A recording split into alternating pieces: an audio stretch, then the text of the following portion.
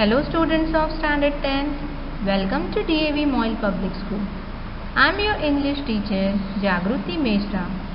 Let's begin our today's online session of English. Today we will continue with the same lesson 100 Dresses Part 1. Before proceeding further, let us quickly recapitulate what we studied in our previous session. The story 100 Dresses is about a quiet and shy girl named Wanda Petronsky, a Polish immigrant who had come to America with her family. She attended school with American children who found her name to be strange and probably the wildest in the classroom. This is because they had easier names. She was poor and she was always seen wearing a faded blue dress. Her classmates teased her because she claimed to have 100 dresses all lined up in her closet albeit, always being seen wearing one. The ones who mainly teased her were the two best friends, Peggy and Maddie. Peggy was the most famous girl in school, while anyone barely knew Wanda. Dear students, in this lesson you will come across many new words. Here are their meanings. Scarcely means hardly or barely. Trimmings means decoration. Sash, a long strip or loop of cloth worn over one shoulder or round the waist, especially as a part of a uniform or official dress. Pretended, not genuine. Admiration, respect and warm approval. Drizzling means rain lightly. Hurried, quick. Gasped, catch one's breath with an open mouth owing to pain or astonishment. Ledge, shelf. Windowsill, ledge or sill forming the bottom part of a window. Dazzling, extremely impressive, beautiful or skillful. Lavish, gorgeous.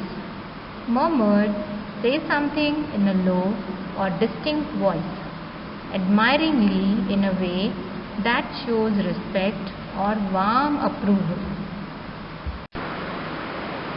Now let us continue the story. Maddie did not like the idea of making fun of number of clothes and accessories Wanda possessed, not because she cared about her, but because she was poor herself. She wore clothes that were given to her by someone else, but she was not as poor as Wanda.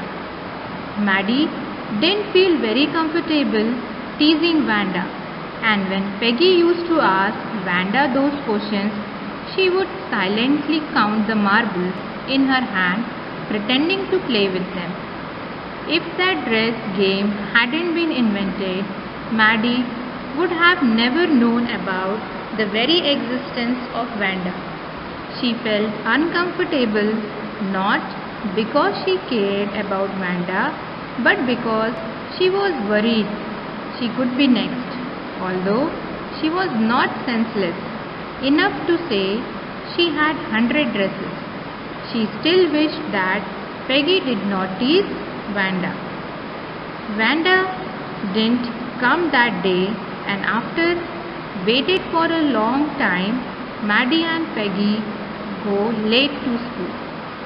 Maddie was secretly happy that they could not get a chance to make fun of Wanda.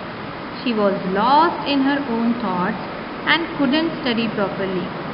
All this time she kept thinking about writing a note to Peggy telling her to stop making fun of Wanda, which she did write.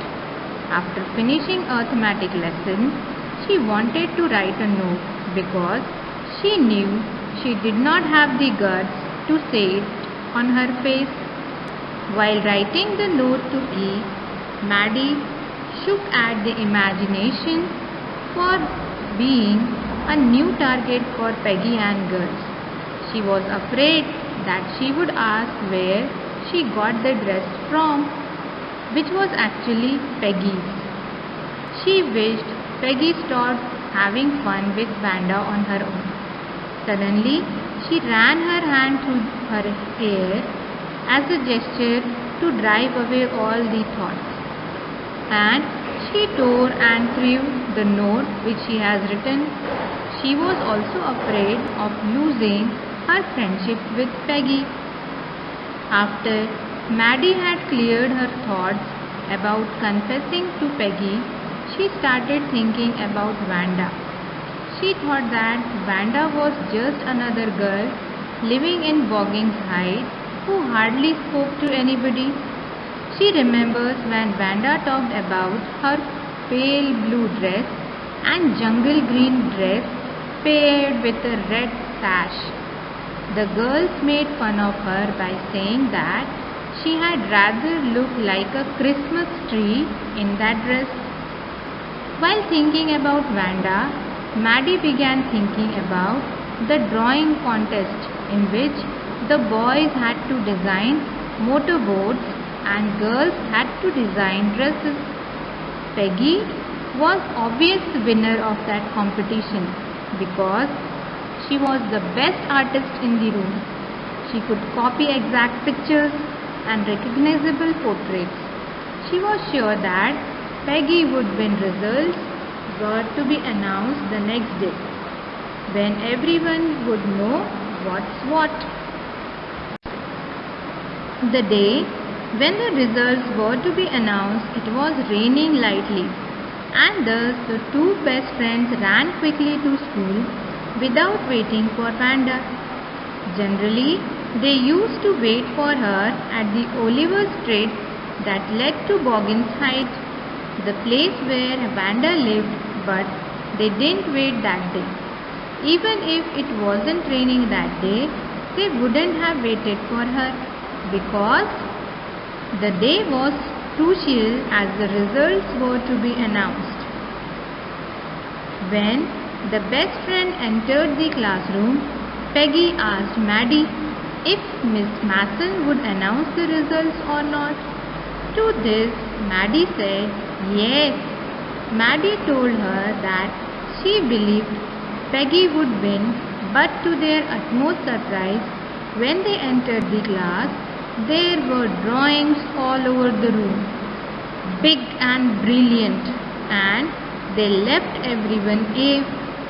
These were the drawings of the contest.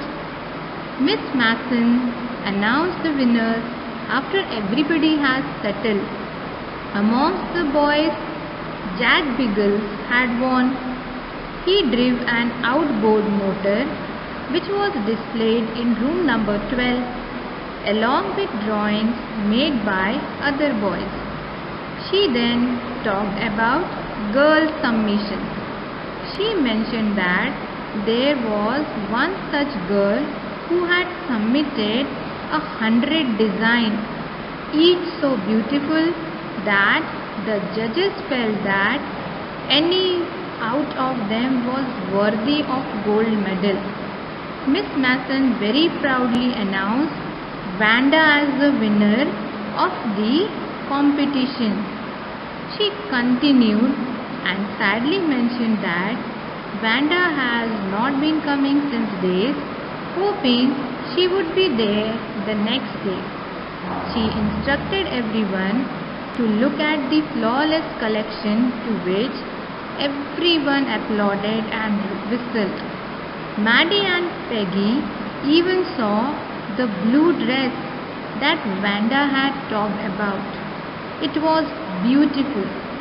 Peggy sighed. I thought I could draw, which means that the drawings left her in immense admiration. Dear students, here we end our 100 Dresses Part 1 session. Thank you.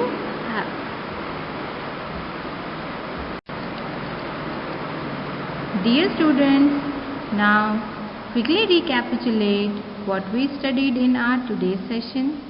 Peggy and Maddie used to wait for Vanda before school even if it meant getting late. Maddie, a poor girl herself, did not like when Peggy made fun of Vanda. She feared that she could be next. She wanted Peggy to stop making fun of Vanda, but could not summon courage to face her, as she feared she would lose her best friend. However, Peggy's intention was never to hurt Vanda, but she was curious as to why Vanda had to lie that she had 100 dresses in her closet.